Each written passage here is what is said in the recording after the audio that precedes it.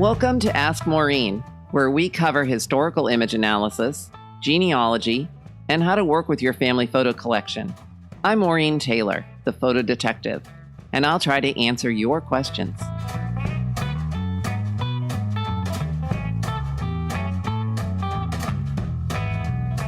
Good afternoon. Welcome for another installment of The Photo Detective. Today, my guest is Pam Pacelli Cooper, president of Verissima Productions, and we are going to talk about what it took to make Revolutionary Voices. And this is, I use the Be Live platform so that all of your comments are visible to me. So if you have questions for us, we'd love to hear them. So Pam, we're going to talk about movie making, and we're going to talk about what it took to turn the Last Muster series of books into a movie or a series of movies, right? Because we have 3 movies. 3 short films, yep. 3 short films. Well, so I just want to say how serendipitous it was that we even met. Right. I was asked to do a keynote at an organization that no longer exists called the Association of Personal Historians. May they rest in peace. They were a great group. And I stood up and I gave a presentation about collecting the stories and pictures of the Last Muster. And who approaches me afterwards but Pam. Yes. Go ahead, Pam. Well, I was sitting and I've always loved photography, and I was sitting and listening to you talk, Maureen. And I thought, oh my goodness, first of all, it's fascinating. But secondly, wouldn't these make a great movie? If we could make these daguerreotypes, these photographic likenesses come to life, wouldn't it be fantastic? So I thought, I decided to go up to you afterwards. But as you remember, there was a very long line to buy your books. Yes. I waited and I waited and I waited some more. And then it was just about lunchtime. And I believe I caught you going out the door right around lunchtime, and I said, this is fascinating to me. Could we talk? And because I live in Massachusetts and you live in Rhode Island, we managed to get together and start to talk about how to make these pictures come to life. That's right. And that first meeting was very funny because your husband, Rob Cooper, does a lot of the camera work. And Pam and I were talking and just going on and on about all the wonderful things we thought we could do, blah, blah, blah, blah. And Rob sort of was the one who said, well, what are we going to do here? Yeah, actually his quote was, what are we going to see on TV? Right, what are we going to see on TV? Yeah, he couldn't imagine at that point how we could get things together to give these stories movement and history and an arc. But he came around. We believed we could do it. That's right. We just had to bring him along. That's right. Now he's a convert. Now he's a convert. Right. And we decided that we needed to do some fundraising. And so we, without having any experience in this whatsoever, right, decided to do a Kickstarter. That's right. Fortunately, we knew this young woman, Mary Liz Murray, who had worked on another Kickstarter campaign for a colleague of mine, and she came in and helped whip us into shape. Thank goodness. She and Jessica were fantastic because it was still a full-time job, wasn't it? That was probably the most intense thing I've ever done. I mean, we did it for 45 days or 60 days? Yes, we did. And because Kickstarter had a limited platform at that time. It's not like GoFundMe. You had to get it done within, I believe, 50 days was the limit. I remember just doing that for 45 days and doing nothing else. Right. Just being really focused on the fundraising. And, a lot of Kickstarters never go anywhere. People never raise the money. And we did. We did. And we exceeded our budget. That's right. People were very generous. And they were very generous. You had all your contacts with the DAR and the genealogical societies. I had people who were interested in Memphis. And it looks like we have people commenting. I don't know what they're saying. Well, we have Stephanie Wyford saying, yay, Rob. And we have Mark Rachels, who often tunes in, just saying a hi. They don't have any questions for us yet, Right. but they just wanted to check in with us and tell us hello. I think one of the things that we talked about before, Maureen, was how to make this into a story. We had a picture, we can talk about the piece that's up now, of Eleazar Blake, one picture, which is all we knew existed, one portrait of him. And so Rob and I went to do a location scout in Ringe, New Hampshire first to see, was this possible? And you always find out more. So while we were up there, the people at the Historical Society said, oh yeah, there's a society over in Fitzwilliam, the next town over, and we think they might have some more artifacts. So we had to prime the pump, and then we came back and talked and decided to go up and shoot. Yeah. Right, but you kept it a secret. I did. I remember. I remember because I had spent, the first volume, Eleazar's in the first volume of The Last Muster, which took me 8 years to put together. Mm-hmm. And I hope nobody can hear my dogs barking in the background. It took 8 years to write that book and to find those images and to find enough about those people to put them in my little short bios, which are about 500 words. Right. And I had been looking and looking and looking for the original daguerreotype, which I knew had to exist, but had never made the right connection. And yet you and Rob went up there at Fitzwilliam, and voila, there it was. And we're seated in this archive room, everything was very well cared for. And it was Terry, right? Terry Sillenpah, yeah. You're right. Terry brings out this little box and flips it open and shows me the daguerreotype of Eleazar Blake, which I had never seen before. And it's just amazing. Well, so those reactions that you have in the film were real. They're real. I'm not an actress. That's right.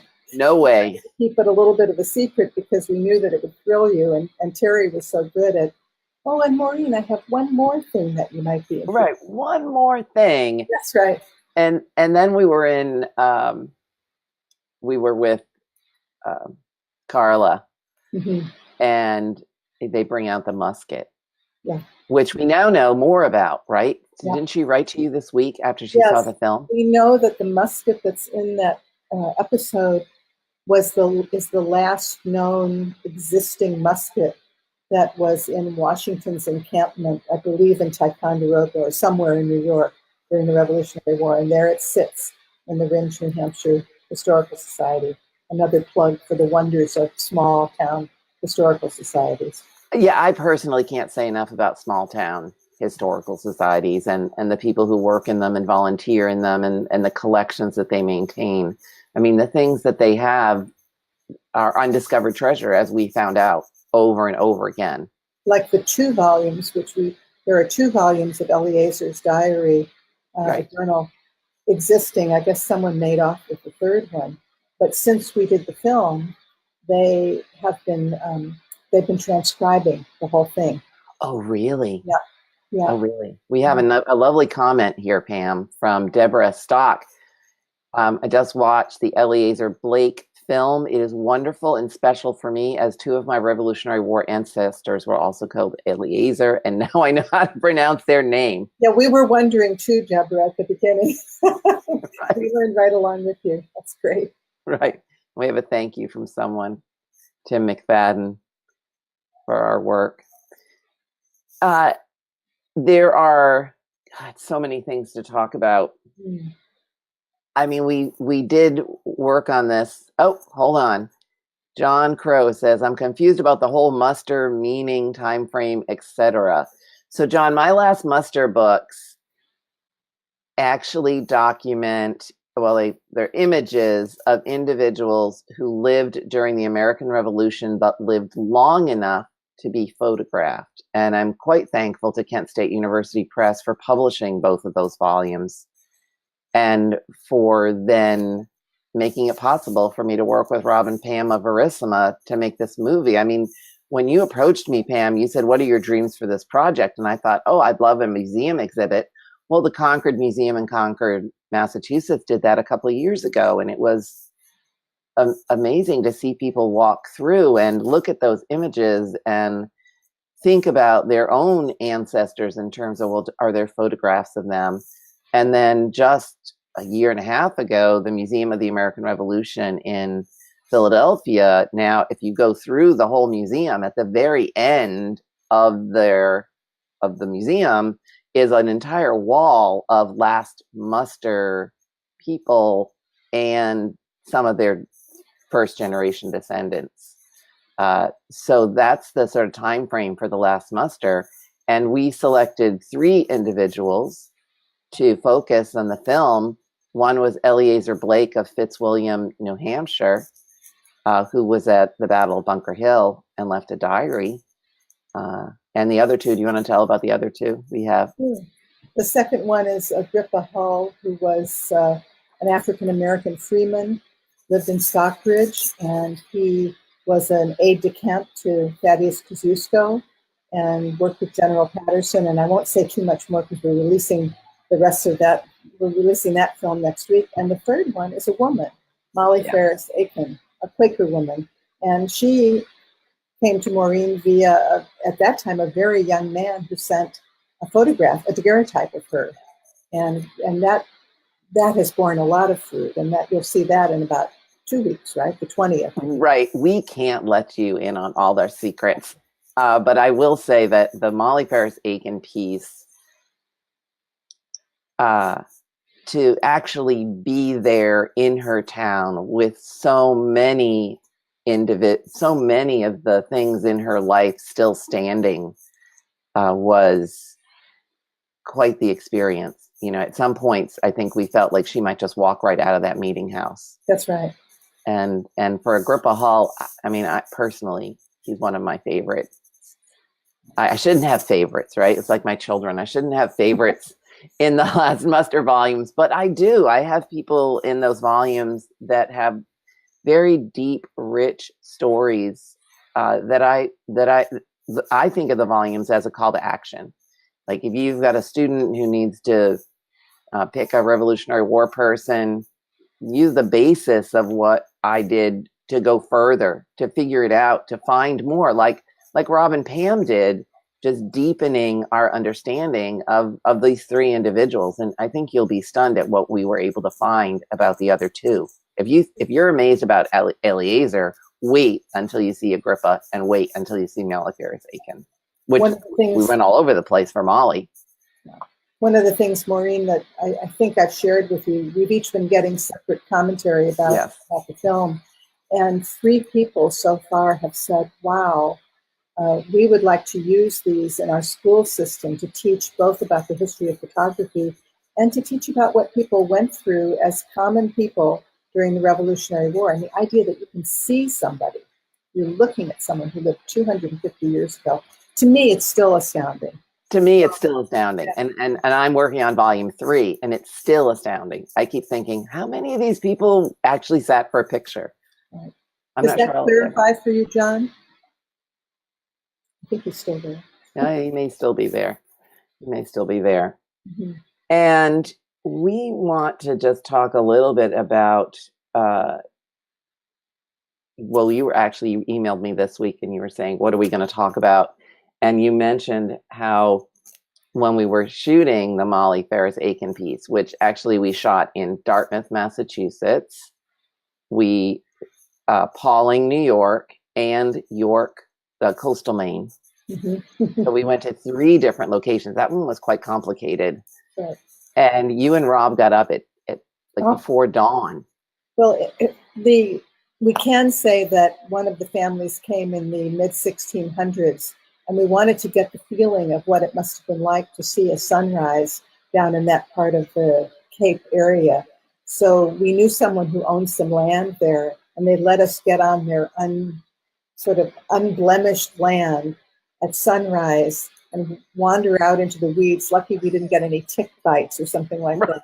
And Rob shot this on our camera at, I think it was maybe 5:30 or 6 in the morning, but it's a beautiful sunrise and it looks like what they might have seen.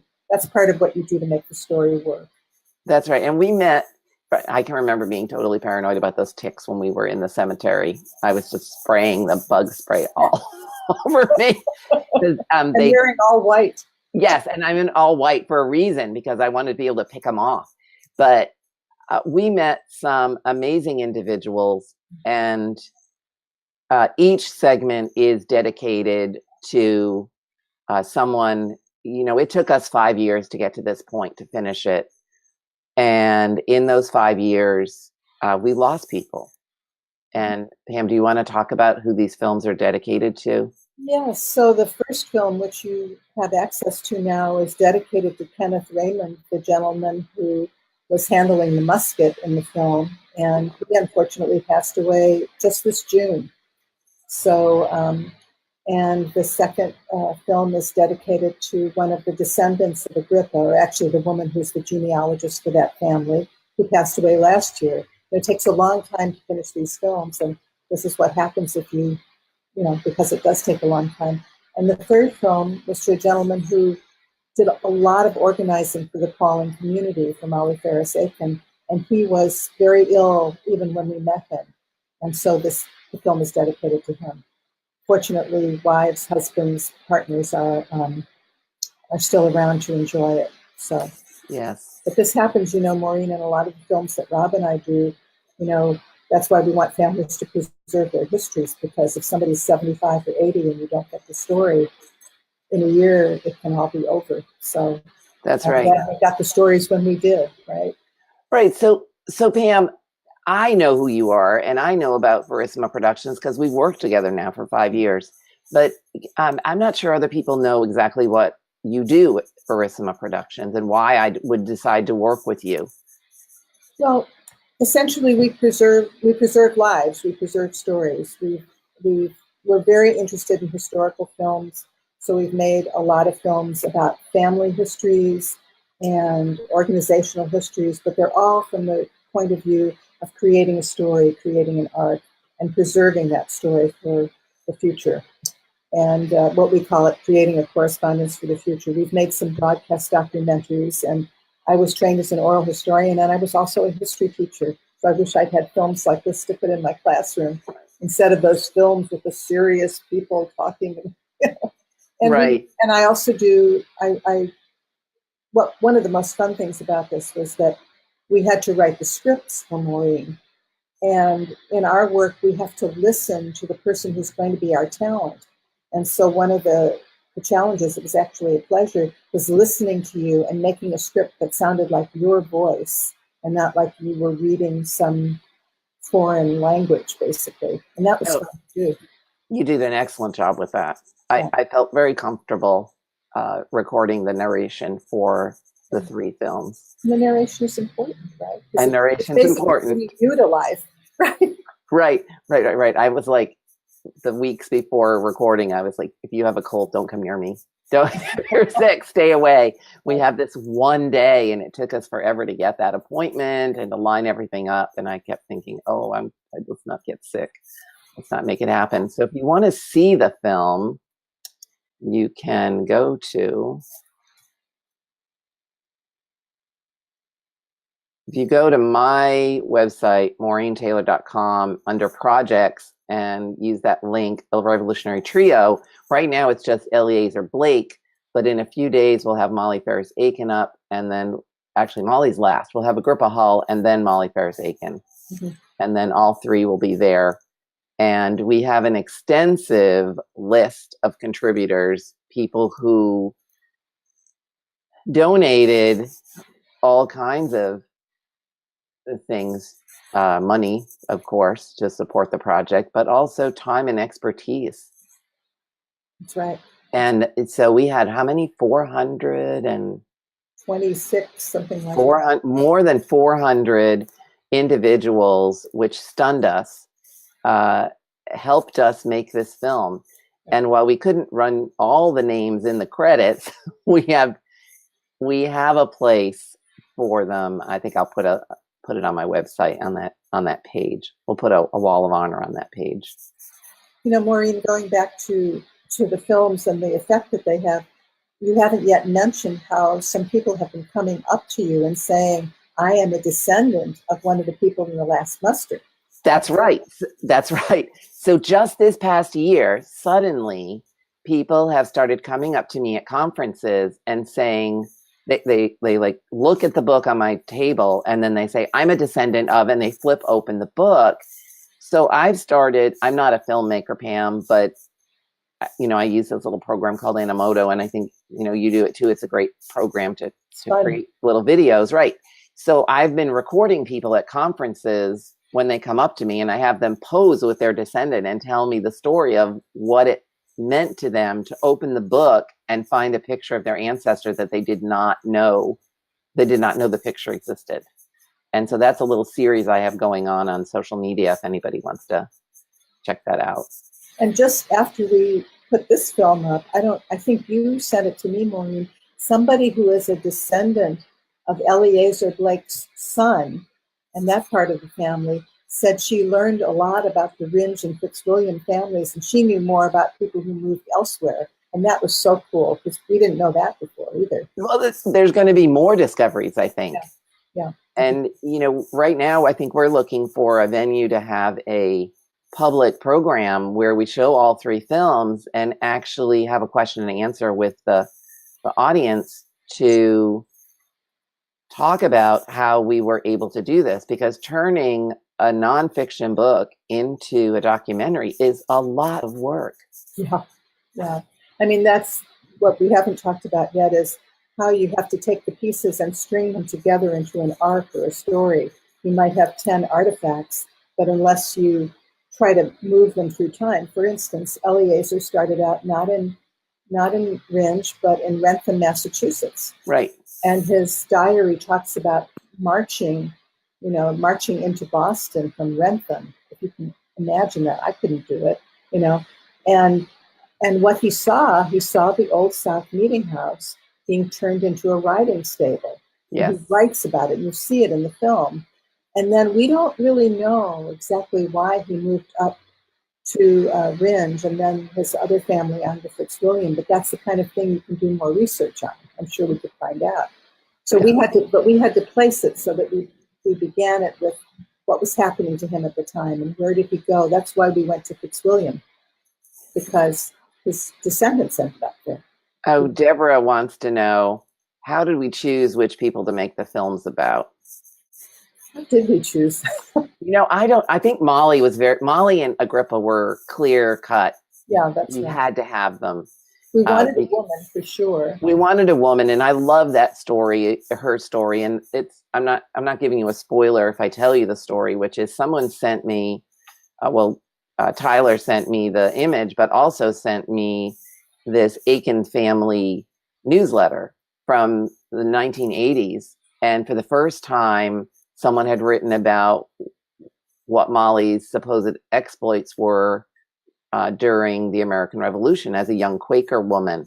Mm-hmm. And so it was such a compelling story that we had to learn more. And with Agrippa, here's a man who fought in the American Revolution and was held in high esteem by all the major officers of the army. I mean, people came to see him. They would stop by to visit after the war because they enjoyed his company.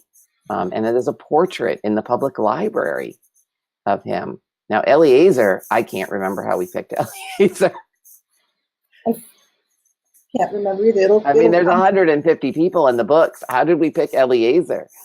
Well, one of the interesting things about Agrippa that we picked is because he's he's an African-American man, was never a slave. And I just went to a program last night that Henry Louis Gates presented at Mass Historical Society about Phyllis Wheatley. And if you know anything about her, you contrast the way that she was treated and the things she had to prove with Agrippa's life. You really learn a lot about the different ways in which African Americans were treated in this culture. Yeah, Agrippa's position was, yeah, exactly. He had a remarkable life, and he had an incredible sense of humor. Yeah, and he had very strong opinions about politics. Very strong. Weren't you telling me that he stopped working for a family and sort of moved across the street because he didn't agree with their They politics? became Jeffersonians. Now, see, that's the other point, Maureen. We can't put everything in a 15-minute film. And there's so much more about some of these people. For instance, all I'll say is that Molly Ferris Aiken, her main story is set in Pawling, New York, which was part of something called the Oblong, this disputed territory between Connecticut and New York. An utterly fascinating story, but we couldn't put that in the film because it's really about Molly and what she did or didn't do, right? Right. Hard choices. And the Oblong is beautiful. Oh, it's such a beautiful place with all of those rolling hills. And once you're there, I mean, we as genealogists, we say to people, oh, you should definitely go visit where your ancestors lived to totally get a sense of of what their lives were really like. And with these 3 segments, we did that, and we had a just incredible time, and it really does make you feel like you know them better. That's based on where they lived. And we also had the opportunity to find out what happened to the land and the place after they lived there. For instance, That's right. we interviewed anybody old enough to remember Norman Vincent Peale or Lowell Thomas, who were famous minister and broadcaster. That's not in the film either. But his granddaughter took us around. That's right. It got to be a resort area where Molly lived. So it was very well preserved, as it might have been in the 18th century. Very nice. Right. Well, with the Last Muster books and all of those images, there are the images which tell you the story or represent a person's life. But then there's the backstory of how that picture got taken, and which we investigate a little bit in Agrippa Hall. And so now we're saying, here's the backstory for what it was like to make the movie. Okay. All the things we couldn't fit into these 15-minute segments. But we made the decision, I'm going to get Deborah off the screen. We made the decision to make these all publicly available on the internet for free, so that if you have a DIR chapter or a school group and you want to show them, we say, go ahead. Yeah. Show them. Talk to us. Keep us in the loop. Tell us what you think. Tell us what the reaction is, because we really want to know. And then obviously, if this is free for educational purposes. Right. And we're trying to keep history alive. We're trying to keep history alive. Just like all those historical societies we went to and visited. And with Eleazar Blake, that was such a moment. There we were. It was a typical New England spring day. The sun was warm and we were freezing. Yeah. And it was just, your hands were just incredibly cold. And then we walked into the church, and there's a moment. There's the quilting group for the church working on a series of quilts. That's right. Yes, and I wanted to answer, because people always have been asking this. The shot that you see, where you see Maureen down below in the graveyard, no drones were used in that shot. That was our cameraman who got into the steeple at the very top and took that beautiful shot. That's part of the whole process too. That was pre-drones. Well, yeah, we just didn't. We didn't have one. No, we didn't have one. And then the bell was going to ring because he was up there at like noontime, I think. I forgot that. Everybody's screaming at him, come down, come down. Yeah. I wonder if anybody else, I see comments, but I don't see. We see Deborah's mostly. Okay. Deborah's saying, what a shame they didn't get to see the finished product. And then Rob weighed in on what the Last Muster is. And we talked about that, about how it's people who lived during the American Revolution, but lived long enough to be photographed. Mm-hmm. And I am still collecting images for volume 3. It took 8 years for volume 1. So that came out in 2010. Took 2 years for volume 2. because by then people started to believe that they might actually have photographs of people who lived during the American Revolution. And a lot of people sent me pictures and all of their research, which was fantastic. And now I'm, working on volume 3. I haven't even asked you, do you have a number of pictures for volume 3 yet? Yes, I do. I have an entire notebook of images that I'm slowly going through and deciding whether or not they'll make the cut, or deciding there's a vetting process. Someone sends me a picture and I look at it and say, maybe, is the person old enough? What's their life story? Did they have a connection to the revolution? Did they actually live during that period? I think one of the things in our little trio, Maureen, is that in each one of the episodes, there's something about the history of photography and what those photographs mean. Well, of course. No, but I mean, it's not just the story of the picture, it's the story of the picture, which we really wanted to have in there. Yes. I'm going to leave this to you, Boston by Foot Woman. What was the date of the American Revolution? What date do we use? The Boston Tea Party? Are you there, Pam? What date do we use? Well, it ends in 1783, but what do we use as a beginning date? Well, for Eliezer, we're using 1775. Exactly. And for Agrippa, we're using the whole time because he was enlisted for 6 years. That's right. So it varied. We have that. We know when the war ended for sure, and there are certainly a lot of events that lead up to a major battle, the beginning. So I include all of that in the last muster. That's in consideration. If there's a person who lived during that period and we have a photograph of them, then they're definitely considered. I'd like to see Molly be recognized as a patriot by the Daughters of the American Revolution. Maybe now she will be. I'm hoping. Yeah. All DAR members that are listening in, right. Think about Molly, because I think she, I can't say. Did she or didn't she? Did she or didn't she? Let's see what you think after you watch her episode. Right. So, all right. Yeah. Anyone have any more questions for us? We're getting ready to wrap up. Pam, thank you very much for joining me on The Photo Detective. It is available on iTunes as a podcast, and you can watch the replay on Facebook Live on the Photo Detective page. This is your last. To see our work. I don't know if you put it. They can go to see our work at verissima.com. Right, verissima.com. Let me put verissima.com up here. See some other. Know more about Rob and Pam and what they do as personal historians and filmmakers and historians and biographers. It's verissima.com, right? Yep. Just go to verissima.com. Got it. Look them up, and you can see lots of clips of other things that they worked on. And it was an amazing experience, and I'm actually so relieved that we were able to finish. Yeah. So thank you for joining us, and Maureen, thank you for having me. It's a pleasure. Thank you, and we'll keep you all posted if you're on our newsletter lists. Certainly, you can sign up for our newsletter list, and you can follow both of us on social media. We'll keep you apprised of the stuff that's going on in the background with these films, because we have some big news that we might want to share at some point soon. Thank you so much. Thank you. Thank you for watching and listening.